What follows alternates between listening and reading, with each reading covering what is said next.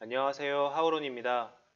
금융생활을 하다 보면 원금균등이나 원리금균등 또는 만기일시 상환방식 등의 상환방식을 결정하게 되는 순간이 있습니다. 또는 선택지가 없이 정해진 기준대로 사용해야 하는 경우도 있는데요. 예를 들어서 은행권의 경우에는 원금균등과 만기일시 상환방식이 있고 캐피탈이나 저축은행은 원리금균등 상환방식만 택하고 있습니다. 그럼 이 두 가지 상환방식 중 어떤 게 이자가 보다 저렴할까 고민되는 순간들이 분명히 있었을 겁니다. 그래서 준비한 내용이며 영상으로는 네이버 대출 계산기를 이용하는 방법을 이야기해 드리고 하우론 블로그에 기재된 내용에서 보다 자세히 확인할 수 있으니 참고하시기 바랍니다.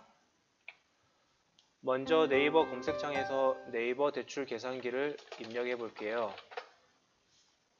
그럼 이자 계산기라고 해서 적금, 예금, 대출, 중도상환 수수료 등의 내용을 입력해서 내가 직접 계산해 볼 수 있습니다.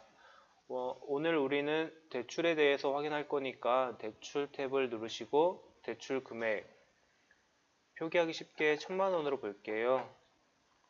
그리고 대출 기간은 년이나 아니면 개월수로 입력해 볼 수가 있습니다.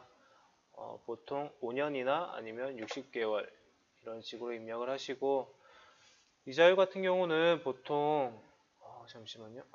이자율 같은 경우는 보통 은행권 같은 경우가 평균 4에서 5% 정도의 금리라고 봅니다.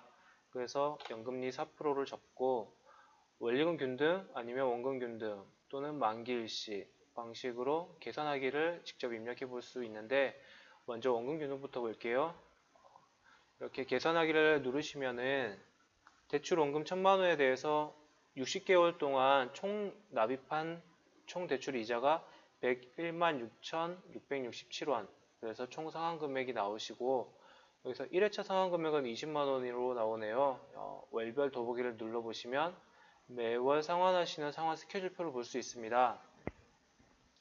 이제 여기서 원금 균등 상환이란 납입 원금이 매월 동일한 내용입니다. 그리고 대출 이자는 당연히 원금이 상환되기 때문에 점차적으로 줄어들게 될 것이고 그래서 원금은 동일하나 이자가 변동이 생기기 때문에 월 상환 금액은 1회차에서는 20만원이지만 1년 뒤에는 19만 3천원 정도로 월 상환 금액이 변동된다고 보시면 돼요. 그래서 여기서 핵심은 원금 균등은 매월 내가 상환하는 원금은 동일하다. 그렇지만은 이자가 변동되기 때문에 월 상환 금액이 줄어든다 라고 이해하시면 될 것 같고요. 그럼 동일한 금액 그리고 금리 기간으로 원리금 균등을 본다면 총 대출 이자가 아까 원금 균등에 비해서 33,000원, 36,000원 가량 더 높게 나오네요. 그래서 저의 경우에는 보통 고객님들께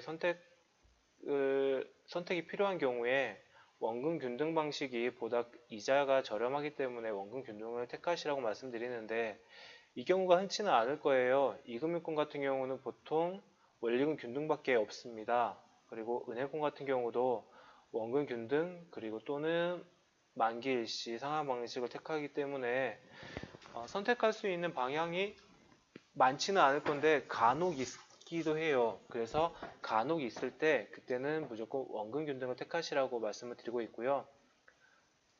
이 원리금 균등으로 월 상환표를 본다면은 여기서 월 상환 금액이 매월 동일합니다. 원리금 균등은 월 상환 금액이 매월 동일하다.